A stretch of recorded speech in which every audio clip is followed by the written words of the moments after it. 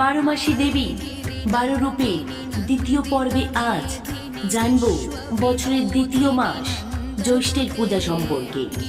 জ্যৈষ্ঠ মাসে অমাবস্যা তিথিতে আরাধনা করা হয় মা কালীর এক বিশেষ রূপ ফলহারিণী কালী।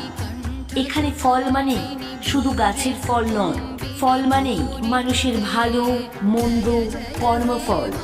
মা তার সন্তানের সমস্ত অশুভ কর্মফল নিজের হাতে হরণ করে নেন। এই তিথির ইতিহাস অত্যন্ত অলৌকিক।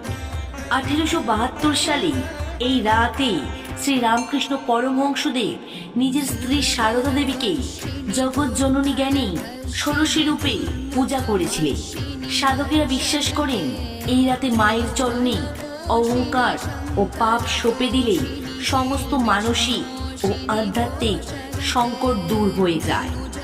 মায়ের কৃপায় জ্যৈষ্ঠের এই রাত আমাদের জীবনে বয়ে আনুক অনাবিল শান্তি ও শুদ্ধ ভক্তি।